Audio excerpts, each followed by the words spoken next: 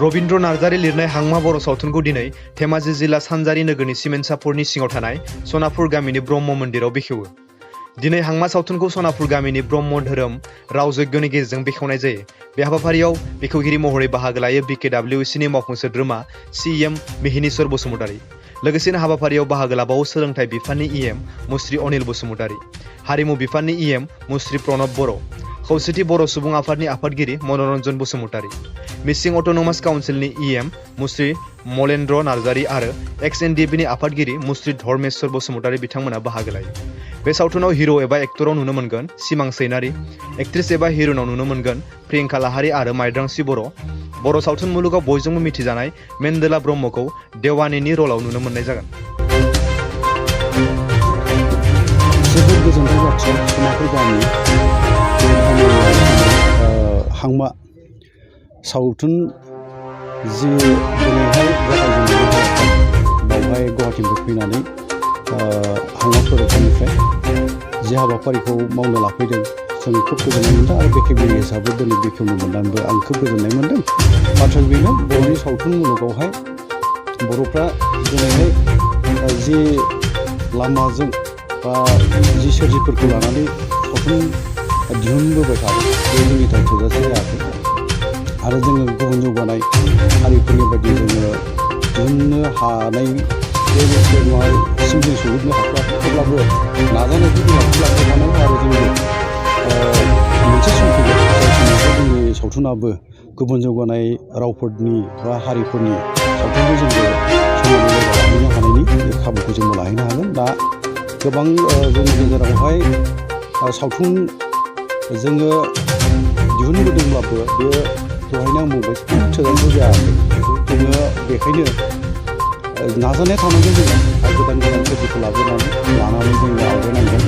दा गासै सावथुननि जि मोनसे आखलखौ बेनि गेजेरजों फोरमायनो नाजादों जोंनि समाजनिनो गेना गोरोन्थिफोर आरो सोरनिबा जिउ जारिमिन थांनानै थानायाव जिउ लामायाव जेंना जेथो खैदां-खैफोद सहायनांनाय बेफोर बे सावथुनाव थारैनो बेरखांगोन होननानै आं फोथायनाय दङ। आरो बे समाव जितु सावथुन जितु बर'नि सावथुनफोरनि गेजेराव गोबां नोंथाङा जितु रावफोर जोङो गुबुननि राव सोदेरनाय आरो माखासे बाहायथाव रावफोरखौ सोनाय जायो। बेनि सायाव नोंथाङा सासे समाजनि दैदेनगिरि हिसाबै बे सावथुन मुलुगनि जितु दैदेनगिरिफोरखौ मा खावलायगोन? दा आंनि खावलायनाया बेनो जोङो सोदोबफोरखौ रोखा खालामनायाथ' बे थानांगौ आरो जोंनिनो माखासे मोजां मोजां जेराव सोदोब थाखायोबा बे सोदोबफोरखौ जों बाहायनांगौ आरो एंगारनो हाथारि जाहोनाव गुबुन रावनि गेजेरजों बाथ्राफोरखौ फोरमायनो गोनां जायोबा बा जोङो ओंथिखौ फोरमायनो गोनां जायोबा एंगारनो हायै जाहोनाव जों बाहायनाया बे बाहायनांगौ। नाथाय नाङै गोनांथि नङै समावहाय जों जोंनिखौ रासिनै नोजोर होनानै बाहायनो नाजानांगौ। बे आंनि खावलायनाय थागोन। सावथुन दिहुनगिरियानो जा जायफ्रा सावथुन लिरो बिथांमोनखौ आंनि खावलायनाय बे थागोन आरो जायफोर जोंनि खौरांगिरिफोरखौबो आङो बुंबोबाय थादों अनजिमा साननायनि बाथ्राफ्राबो जोंना बिदिनो गुबुननिखौनो बांद्राय बाहायनायखौ नुबोबाय थायो। दैदेनगिरिफोरजोंबो हानायसेबां नाजायोबा मोजां। जोंनि दैदेनगिरिफोर माहारि आफादनि दैदेनगिरिफोर आं नुबोबाय आरोखि राजखान्थि दैदेनगिरिफोर बाहायनायखौ नुबोबाय थायो। दैदेनगिरिफोरजोंबो हानायसेबां नाजायोबा मोजां। जोंनि दैदेनगिरिफोर माहारि आफादनि दैदेनगिरिफोर आं नुबोबाय आरोखि राजखान्थि दैदेनगिरिफोर आरो बर' थुनलाइ आफादावबो गोबां दैदेनगिरिफोरखौ हारसानि अनजिमा साननायखौ बांद्राय बुंनाय खोनानो मोनो। हारसा सोदोब बाहायनाया बांद्राय फैनो नागिरो। दा बेखौ एसे हमथा खालामनानै गावनिखौ बाहायोबा बे मोनसे मोजां जोंनि थाखाय बिदिन्थि जागोन होननानै आं सानो आरोखि। दा आंनि खावलायनाया बे थागोन आरो सावथुना जेब्ला मोनसे सम फोसावहैजागोन बे समावहाय जोंनि नायगिरिफ्रा थारैनो नायगोन आरो जेराव दिहुनगिरि बा जाय बिथांनि गेजेरजोंहाय दिनै हांमा सावथुना दिनैनिफ्राय जागायजेननानै मोनसे सम दिहुनहैजागोन बा फोसावहैजागोन। बे बिथां सनि बर' बियो गावनो सासे आफादनि गुवाहाटी जिल्ला खौसेथि बर' सुबुं आफादनि गाहाय नेहाथारिखा। बिथांनि बे सावथुना मोनफ्रोमबो जोंनि BTCनि बाहेरा बा BTCआवबो बियो आजावजागोन होनना फोथायनाय दङ आरो ओंखायनो नायगोन रायजो राजाफ्रा नायनांगौ आं खावलायगोन। मानोना सावथुननिफ्राय गोबां बाथ्रा जों मोनथिनो मोननाय जायो। आखल दानायनि बाथ्रायानो जा बा सोरनिबा जिउ जारिमिनावहाय जि मोनसे हेंथाफोर फैयो बा जोंनि थांनानै थानायावहाय जों बोरै जुजिनांगौ बेफोर बाथ्राफ्राबो बेरखांगोन आरो मोजां माखासे सोरजिलु जोंनि बे फिल्म बा सावथुननि गेजेरनिफ्राय जों मोननो हागोन होननानै जों मिजिंथिनो हायो। सापुरि धेमाजिनि नैबे सनापुर बर' गामिनि जानाखि ब्रह्म मन्दिर बेवहाय बानिकान्त बसुमतारी आरो बानिकान्त गयारी आरो सनि बर' प्रडिउसार महरै सनि बर'आ आवगायबोनानै दिनैनि जानाखि हांमा फिल्मनि महरत बेवहाय हांमा फिल्मनि महरता जानानै थांबाय। बेखौ जोंनि बर' कसारि वेलफेयार अट'नमास काउन्सिलनि CM मिनिस्टार बसुमतारी बिथाङा बेखेवदों। बेवहाय कालसार बिफाननि EM प्रनद बर' आरो जोंनि मिसिं अट'नमास काउन्सिलनि जायनाखि EM मलेन्द्र नार्जारी बिथांमोना दङ। लोगोसे गोबां जोंनि बर' आफादफोरनि दैदेनगिरि बिथांमोना दङ बे महरत हाबाफारियाव। जों आसा खालामदों काउन्सिला लोगोसे आङो बेक्तिगतभावे आसा खालामदों बे फिल्मा जायनाखि बानिकान्त गयारी बिथाङा आफादगिरि बे कमिटिनि बे फिल्म कमिटिनि आफादगिरि लोगोसे बिनि प्रडिउसाराव सनि बर' बिथाङा दायित्व लादों गुवाहाटीनि। बिथांमोना एसेबां गोजानाव फैनानै महरत खुंनायनि थांखियानो ओरैबायदि जाखादों बे मोनसे फोसावनायबो जादों जे मोनसे मोजां फिचार फिल्म बरननो थांगासिनो दङ। दिनै फिचार फिल्मनि खोथा जुदि जों सावरायोबा जोंनाव गोबां गोरों गोराया बेक्तिगत माने गोरों गोराफ्रा गावनि जानाखि फिल्म मोजां मोनग्रा बर' जातिखौ मोजां मोनग्रा बर' हारिनि राव हारिमु थुनलाइखौ मोजां मोनग्रा बिथांमोना नाजानानै गोबां फिल्म गोबां माने एलबाम बरनदों। बेजों लोगोसे बेखौ दैदेनलांनाय माखासे गोबां आफादफोरबो दङ। बर' सिने आर्टिस्ट दङ, दुलाराय बर' हारिमु आफाद दङ। दुलाराय बर' हारिमु आफादा गोबां बिथिङाव खामानि मावनानै जोंनि माने बर' सिने आर्टिस्टनि खामानिफोरा बा जोंनि गोरों गोराया जे माखासे एलबाम माखासे फिचार फिल्म बरननो नाजालांबाय थादों बेफोराव बोरैहाय जानांगोन बेनि बागै गोबां हाबाफारि लाबाय थादों दुलाराय बर' हारिमु आफादा मिरु आफादा। आं दिनै खोब गोजोनदों जे सानजारि नोगोर धेमाजिनि बेवहाय नैबे सनापुर बर' गामिनि ब्रह्म मन्दिराव जा महरत हाबाफारि बेवहाय आं थालां बे मोनसे गुड बिगिनिं जाफिनबाय।